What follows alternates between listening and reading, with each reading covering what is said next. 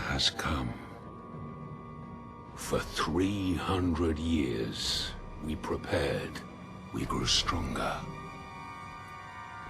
While you rested in your cradle of power. Okay, so you have this new game, Journey to the Savage Planet. I'd never heard of it before today, but it seems like a decent game. It's more like a Metroid Prime type of game, if you know what I'm talking about. That's what a lot of people have described it as. And it seems okay. We can go ahead and take a look at some of the scores here. For PS4, you get a 7.5 average, and you got a 75 average for regular critics. You go to the PC review, they hit a little bit harder at 6.8, but the average for critics is 76. Xbox user scores a little higher, and then you have the same average for critics. So all in all, people seem to think the game is okay. It's an okay game, which is fine. I think that's average if you're looking for a game. I don't know how much it costs, but if you're looking for a game that's kind of like a Metroid Prime style game, it sounds like this is something you'll like. It sounds like this will be a game for you. And then we go to Kotaku, who does a review on it, and they decide to spend about 3 minutes, 3 minutes if you watch the video, talking about the gameplay, and then the rest of the time arguing about why it shouldn't have included the word savage in its title. How dare you? So, this is nothing new for Kotaku. They've done this many times where they use their game reviews as some kind of political platform. It's like they're all trying to get Jobs advice or something. It's really funny. They go from one site to the other. Even though, I like to stress, this Paul guy who wrote this article starts at $50,000. I believe that's what Jason Schreier said when him and all of his buddies thought it'd be a smart idea to reveal how much they make, which I thought was a really bad idea because, well, now you're showing everybody that you make a lot of money to sit here and pretend to be game journalists. This is not a game journalist who wrote this. So just to reiterate the point, we go here.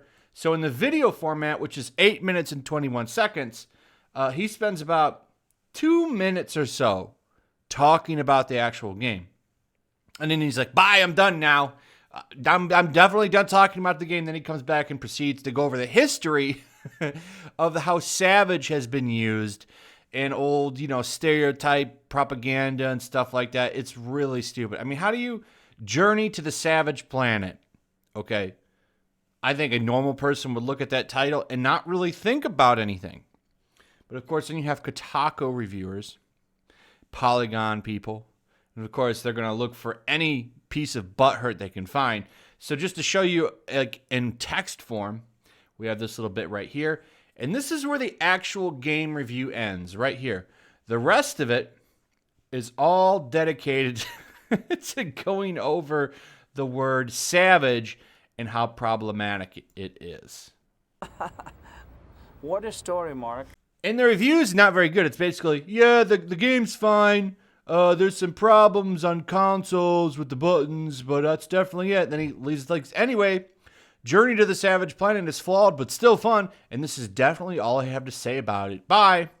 And then the actual, in the video, it blanks out and acts like it's going to end, trying to be cute and funny. And then it starts back up and he says, just kidding. I'll be real with you. My eyes rolled right the F out of my head when I read the title of the game and its reveal at the 2018 Game Awards. I know I sound like a wet blanket, but just hear me out. The word savage has a long history being used to justify violent behavior by colonizers. That history didn't start with Journey to the Savage Planet. That ain't new. And then, and I'm not even making this up, the rest of the article, the majority of the article, okay? Remember, I showed you it ends right here. This isn't even that long. Look, this is the beginning of the article. That's like that's right at the beginning. We haven't even gone that far down. The rest of it starts off with a history lesson to how the word savage was used in early American history, and then how it's been moved into uses for sci-fi movies and in other video games.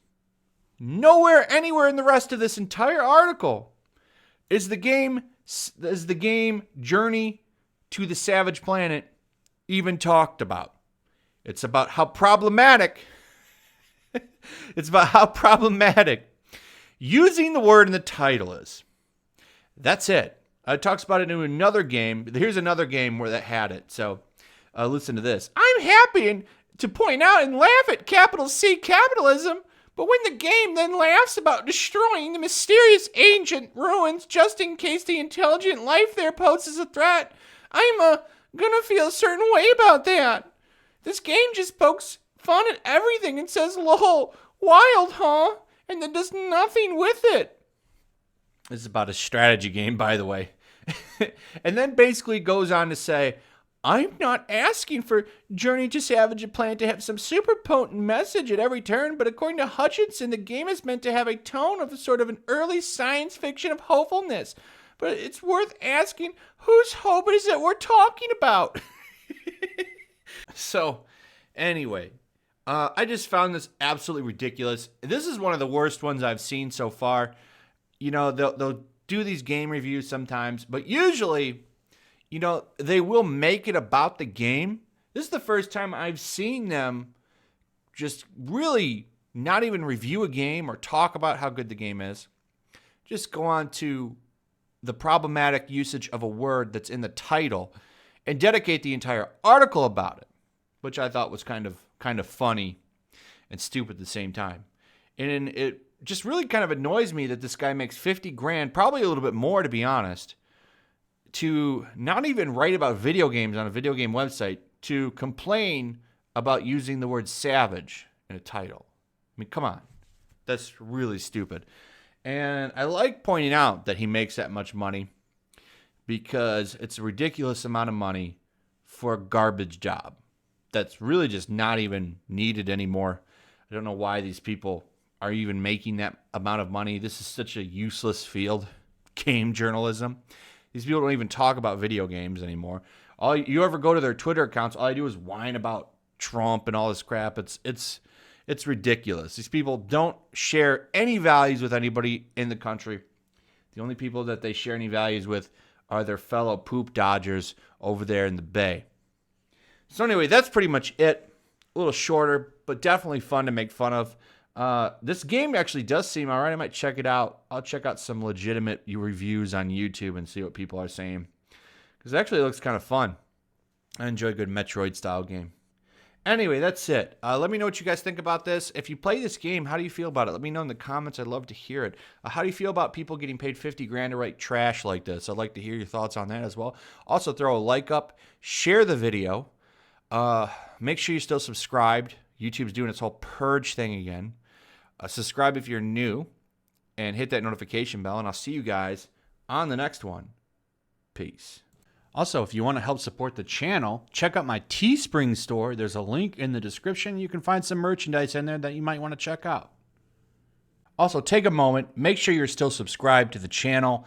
There's something going on right now, and they've been unsubscribing people. So just take a second and double check on that, and subscribe if you're new.